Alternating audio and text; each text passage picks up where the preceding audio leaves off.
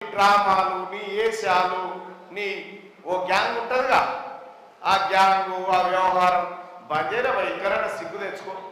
తెలంగాణ జనం మీరు వద్దని చెప్పి మిమ్మల్ని నిలబెట్టారు.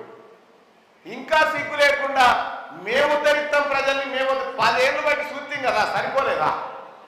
10 ఏళ్ళు బట్టి వీళ్ళనే కదా చూసింది. ఇంకా పట్టభద్రులను ప్రశ్నిస్తారట, పట్టదారులు తరపులను ప్రశ్నించే గొంతులని వీళ్ళు ప్రశ్నిస్తారు.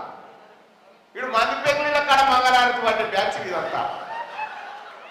మందిపేటలు అయితే మంగళారతి పట్టి ఇదంతా నేనే చేసిన వాళ్ళు చెప్పుకొని తిరిగేటోళ్ళు ఈ డ్రామారావు, ఈ బాతాల పోసెట్టి వీళ్ళంతా. సిగ్గునరా? నీ చెల్లె జైలుకి ఎందుకు పోయిందో చెప్పురా చూద్దాం. నీ చెల్లె జైలుకి ఏ పని మీద పోయిందయ్యా? స్వాతంత్ర పోరాటం చేసిందా?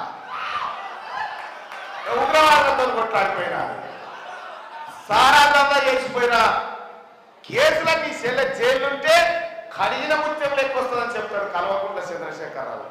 కడిగిన ముత్యమా కల్వకుంట్ల కవితమ్మ? దేంతో కడగాలి సార్? సారంతోనే కడగాలి మళ్ళా ఆ ముత్యాన్ని. మంచిగా మాంతరం మేము ప్రచారం చేసుకుంటా ముంగడికి పోతా ఉంటే వాళ్ళ అభ్యర్థి ఏం చెప్తాడు, వాళ్ళు ఏం చేస్తారో పట్టభద్రులకు చెప్పేది ఇచ్చిపెట్టి తీన్మార్ మల్లన్న మంచోడు కాదు, తీన్మార్ మల్లన్న మంచోడు కాదు. ఈ మహబూబాద్ జనానికి తెలియదా తీన్మార్ మల్లన్న ఎసంటోడు? మిమ్మల్ని పండబెట్టి తొక్కినోడు అని తెలియదా? మిమ్మల్ని బయటికి గొర్ర ముందుకొచ్చినోడు అని తెలియదా? ఇక వాళ్ళకు వసపోతలేదు. కానీ వీడికి ఏంగా అధికారం బాయరా? అధికారం బాయే మనల్ని నడి రోడ్డు మీదకి తెచ్చే బాధల ఫ్రస్ట్రేషన్ల ఏం చెప్తారో అర్థమవుతుంది.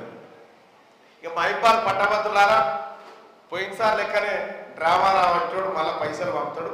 ₹1 ఇడిచిపెట్టకూరి వాళ్ళు పంపే పైసలు ₹1 కూడా ఇడిచిపెట్టకూరి. మళ్ళీ ఇన్ఛార్జ్ ఎవరెవరు వేసినాం కానీ ఆ 1000 2000 ఇస్తారు తీసుకోరు.